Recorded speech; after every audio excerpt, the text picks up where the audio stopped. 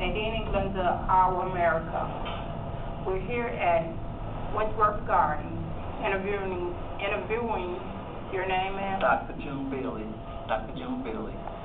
Ma'am, we're interviewing you because, did you used to live here? I lived here as a child. I lived there from the time I was 8 until I was 21. Okay, what year did you move in here?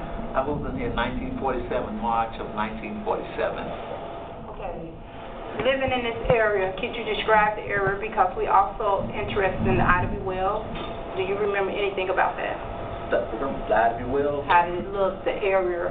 Well, the Ivy Wells was just like this area. It was well kept up, and most of the parents didn't work. They all stayed home and took care of their children, and they took care of their yards. You would either assign the front yard or a backyard in every building. So they planted flowers, and it was a beautiful place.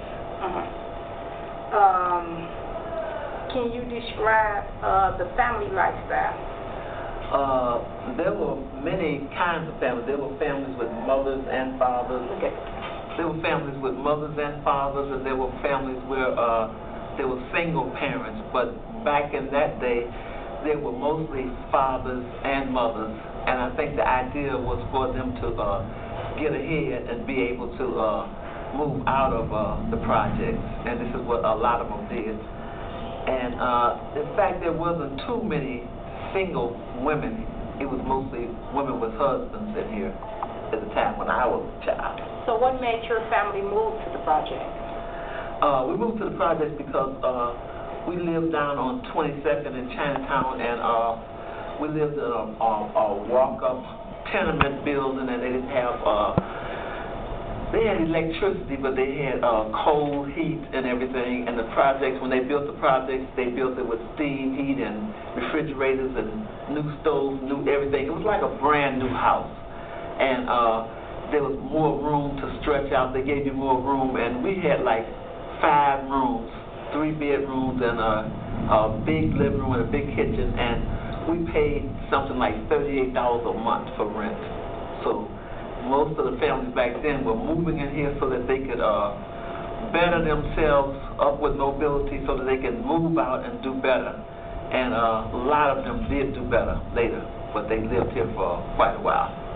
Can you elaborate on what do you think that made the change for the project to go worse than better?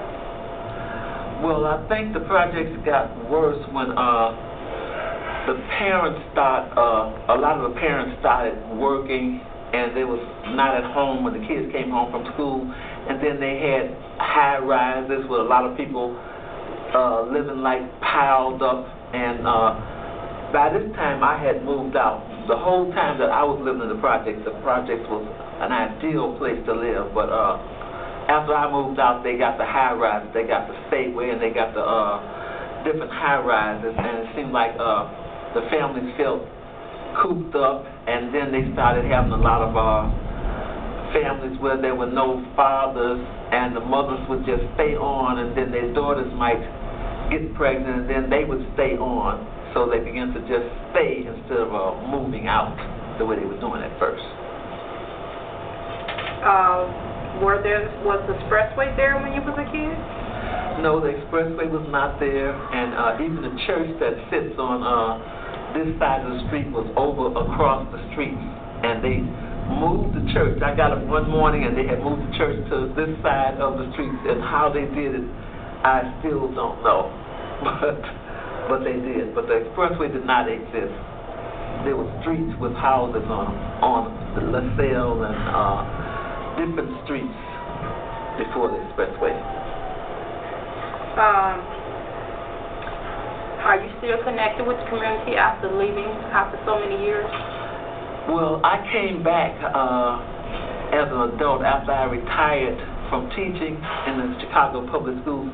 I came back and opened up a community center here, and later on it turned into a computer center. And I did this I worked with them with the computers and an after-school program for about 7 years. I worked for 7 years, and I sort of stopped, but the computers are still here, as you can see, and they're waiting for me to come back and finish what I started. That you did, was it like a outreach program for at-risk kids, your program? Yes, it was an outreach program, but it was mostly for the kids here, although we did allow other kids to come in, but most of the kids lived right here in the community, and they came here after school. In fact, some of them didn't even go home first, but I would tell them to go home first, but they would come here before they even go home. And they would stay here. We stayed here till 7, 8 o'clock, sometimes 9 o'clock. How do it make you feel to look around and see that most of the buildings are gone and Wentworth is still standing? Well, it makes me feel sort of proud because I do have some place to take my family back to when I say I'm going home. This is home for me. And if this goes, I was born in Chicago. This is where I really call home. And I'm glad to see that the children are still being taken care of pretty well. They're having day camps. They have always had day camps. They had day camps when I was going here, and they're still having day camps. But right now they just don't have anybody for the computer lab. Do you think you'll come back? I might come back. I'm doing so many things, but I'm thinking seriously about it. Okay.